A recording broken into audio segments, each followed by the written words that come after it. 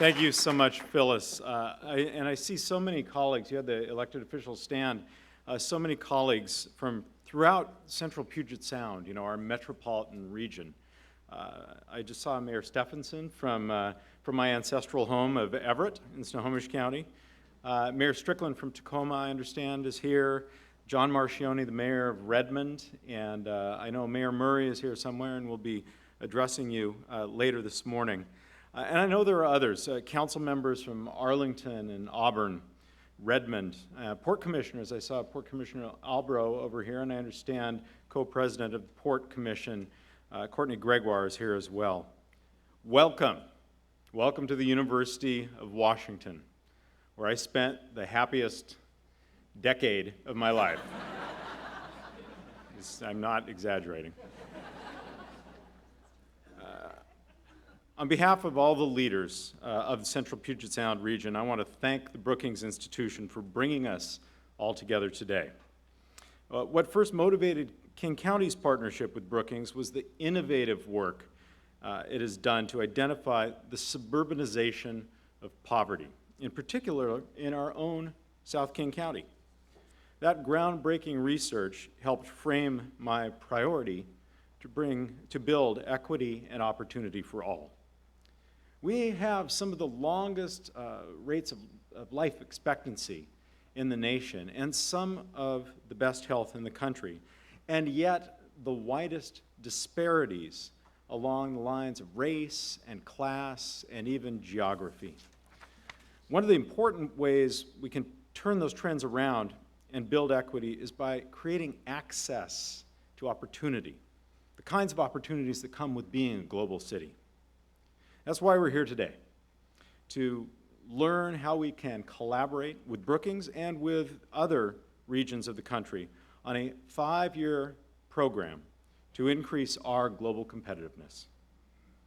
The Central Puget Sound region already has many of the ingredients for success: an educated workforce, thanks to institutions like the University of Washington, one of the world's great research universities.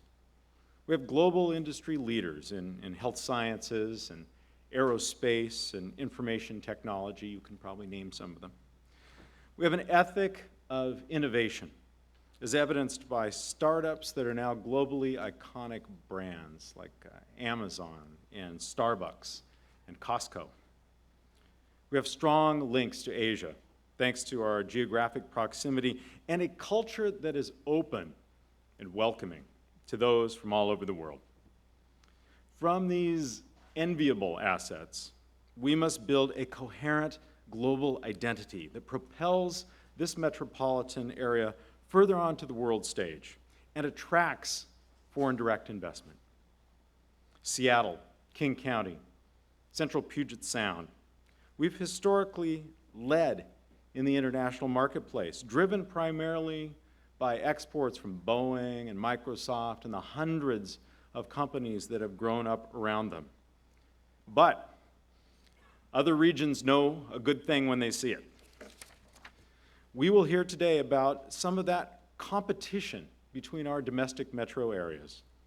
And what's so valuable about the way in which the Brookings Institution brings us together is that we're able to learn how we need to collaborate to compete. Whether it's collaboration within a region or within the U.S. or with our international metro peers. Last month, for example, I was pleased to host our trading partners from Aero Montreal, a meeting that came together as a direct result of our partnership with Brookings. And according to no less an authority than Brookings, aerospace trade between our two metropolitan areas ranks #1 in North America. So today we're going to learn about the next steps, the steps we must take as metro regions to become those global cities. And for that, I want to turn this over to Bruce Katz. Bruce is the Vice President and Founding Director of the Brookings Metropolitan Policy Program.